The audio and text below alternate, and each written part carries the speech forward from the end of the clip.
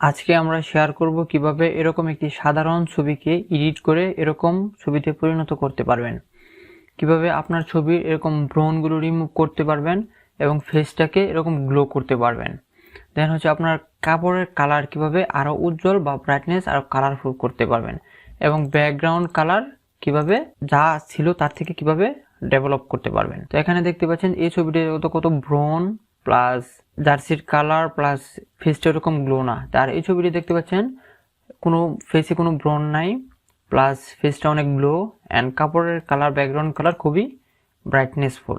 তো আমরা আজকে শেয়ার করব কিভাবে এরকম সাধারণ ছবিকে এডিট করে এরকম ছবিতে রূপান্তরিত করবেন এবং বাস্তবতার সাথে মিল রেখে। তো অনেক ক্ষেত্রে আমরা এরকম দেখা যায় যে ফেসবুকে এরকম ছবি এডিট করে যে ছবি বাস্তবতার সাথে কোনো মিলই নেই, বাস্তবে আর ছবিতে চেনাই যায় না। তো এরকম না, আমরা ক্লাসিকের ভিতরে সুন্দর এডিট করবো যে বাস্তবতার সাথে মিল রেখে। তো এরকম ছবিকে কিভাবে এরকম ছবিতে পরিণত করবেন আজকে আমরা এই বিষয়টি আমাদের কম্পিউটার অবশ্যই ফটোশপ সিসি অ্যাপসটি ডাউনলোড করে রাখতে হবে, ইনস্টল করে রাখতে হবে।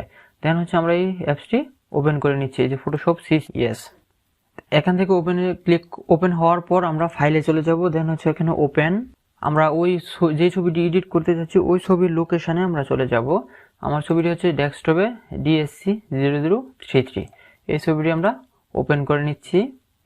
দেন হচ্ছে এখানে আপনার ডিরেক্টলি ওপেন হয়ে যেতে পারে বা এরকম একটি উইন্ডো আসলে আমরা এখানে ওপেন ইমেজে ক্লিক করে দেব। তো ছবিটি এখন আমার এই ছবিটি ওপেন হওয়ার পর আমরা ছবিটিকে এরকমভাবে ধরে টান দিয়ে ফুল স্ক্রিন করে নেব। দেন হচ্ছে যেটাই ক্লিক করে আমরা ছবিটিকে জুম করে নেব। তো ছবিটি এখানে ওপেন করার পর আমরা প্রথমেই এখান থেকে ব্রণগুলো রিমুভ করে দেব।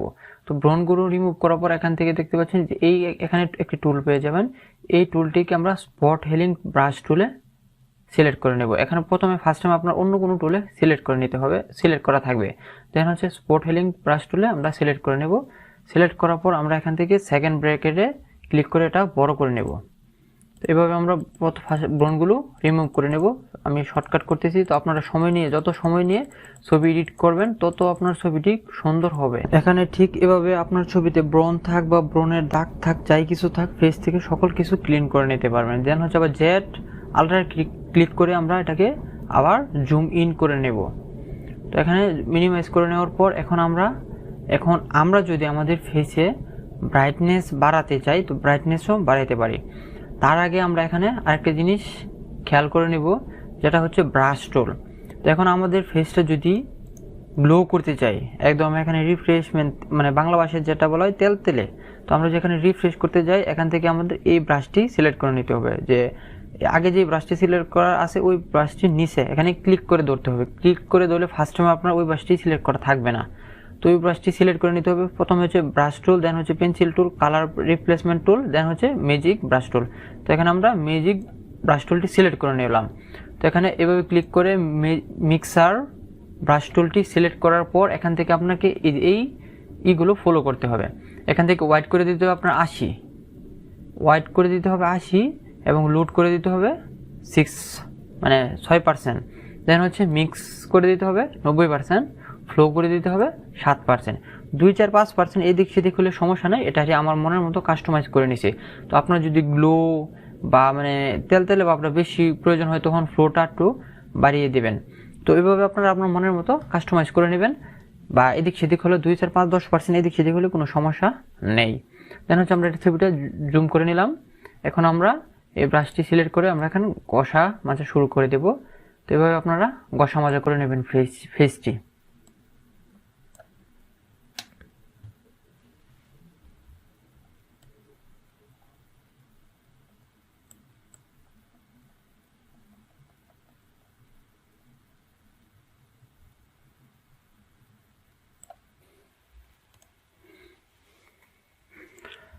তো এভাবে ফেসটি গ্লো করার পর আমরা যদি আমরা ফেসের ব্রাইটনেস বাড়াতে চাই, তো এখন হচ্ছে এখান থেকে দেখতে পাচ্ছেন এই 4 নম্বর টুলের কুইক সিলেকশন টুলটি সিলেক্ট করে নেবেন। সিলেক্ট করে নেওয়ার পর এভাবে চাপ দিয়ে এভাবে ধরবেন, টান দেবেন, তাহলে দেখতে পাচ্ছেন আপনার যে ফেসটি যতটুকু ফেস ততটুকু সিলেক্ট করে নেবে।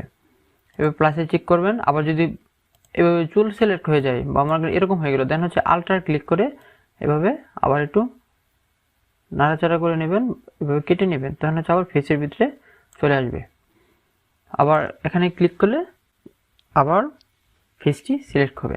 তো এখান থেকে যদি আপনারা ব্রাইটনেস বাড়াতে চান তো এভাবে এই টুলটি দিয়ে ফেসটি সিলেক্ট করার পর এখান থেকে দেখতে পাচ্ছেন যে ওই যে কারভাস, তো এখানে কারভাসে ক্লিক করবেন। এই কারভাসে ক্লিক করার পর এখান থেকে এখন ব্রাইটনেসটি বাড়িয়ে নিতে পারবেন। এই মাঝখানে ক্লিক করে এভাবে ধরে এভাবে করবেন, এই ব্রাইটনেস দেখবেন যে বেড়ে যাবে। এই যে দেখতে আগে ছিল এই যে এরকম, এখন এটা যদি আমরা বাড়াই, এটা বাড়ালে উপরের দিকে তুললে দেখবেন যে বেড়ে যাবে। তো আমি এটা বাড়াচ্ছি না।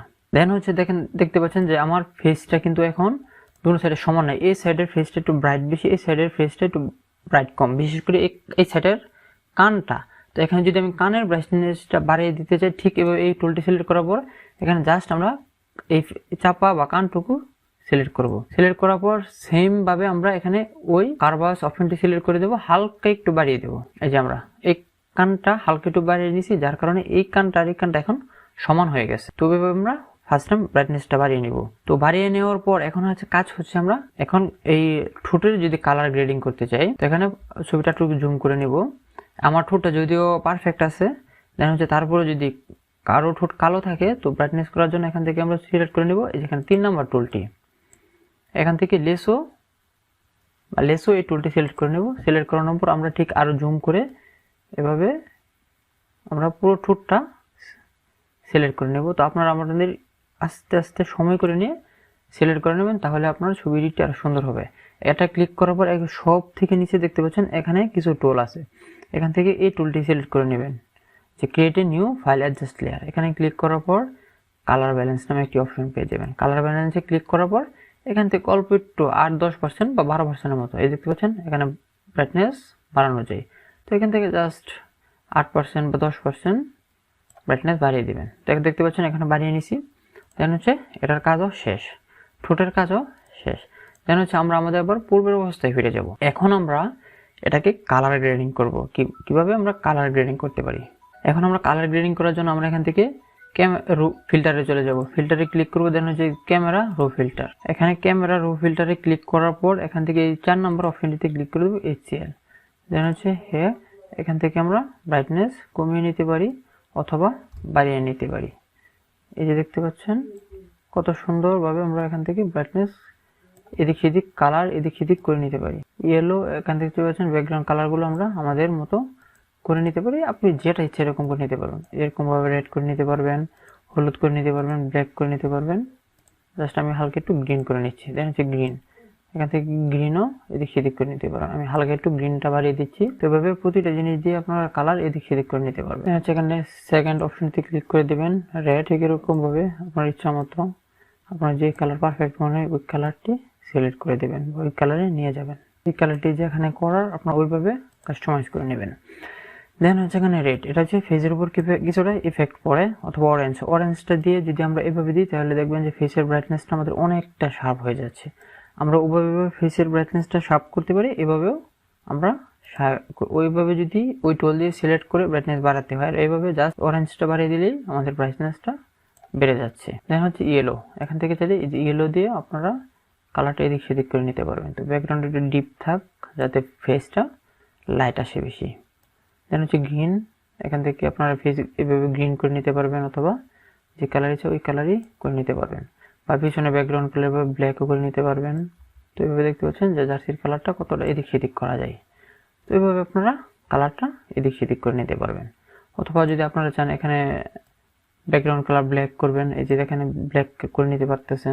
এভাবে আপনার ইচ্ছা মতো ব্যাকগ্রাউন্ড কালার সহ যে কোনো কালার খুব ইজিলি ভাবে কাস্টমাইজ করে নিতে পারবেন। জাস্ট এখানে আপনার ইচ্ছার উপর ডিপেন্ড করে যে আপনি ব্যাকগ্রাউন্ড কালারটা বা জার্সির কালারটা কিরকম রাখতে যাচ্ছেন।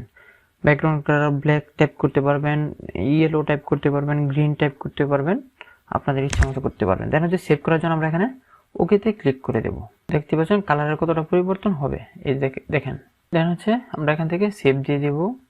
সেভ করার জন্য আমাদের সেম ভাবে চলে যেতে হবে ফাইলে।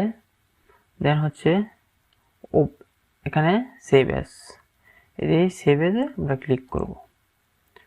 আমরা এই ছবিটি কোথায় সেভ করতে চাচ্ছি, আমি ডেস্কটপ ফাইলটি সিলেক্ট করে নেব। এখান থেকে আপনারা যদি জেপিজি সিলেক্ট করা না থাকে তাহলে এখান থেকে আপনারা এই জেপিইজি নামে এই এই ফাইলটি সিলেক্ট করে নেবেন। এখানে সিলেক্ট করার পর এই ফরম্যাটে সিলেক্ট করে দেন। যদি সেভ ট্যাব যদি এই ফরম্যাটে না দেন তাহলে আবার আমরা আপনার ছবিটি ওপেন করতে পারবেন না। তো জেপিজি এখানে সিলেক্ট করার পর এখানে সেভ দিয়ে দিবেন। ওকে, তো এখন আমাদের ছবিটি সেভ হয়ে গেছে। তো এখন যদি আমরা ছবিটি ওপেন করি, এই যে দেখতে পাচ্ছেন ছবিটি, ঠিক এই যে দেখতে পাচ্ছেন, এটা হচ্ছে এডিট করা ছবি আর এটা হচ্ছে এডিট ছাড়া ছবি। তো আপনারা একবার মিলিয়ে দেখে নিন যে এডিট করা ছবি আর এডিট ছাড়া ছবির পার্থক্যটা কতটুকু। তো এইভাবে চাইলে আপনারাও এই ফটোশপ সিসি দিয়ে ছবি এডিট করে নিতে পারবেন। তো আশা করি এই ভিডিওটি সবার উপকারে আসবে। আর ভিডিওটি যদি বিন্দু পরিমাণও আপনার উপকার করে থাকে তাহলে যদি ইউটিউব চ্যানেলে দেখে থাকেন তাহলে চ্যানেলটি সাবস্ক্রাইব করবেন আর লাইক কমেন্ট শেয়ার করবেন। আর যদি ফেসবুক পেজে দেখে থাকেন তাহলে অবশ্যই পেজটি ফলো দিয়ে পাশে থাকবেন আর ভিডিওটি আপনার বন্ধুদেরকে জানার সুযোগ করে দেবেন।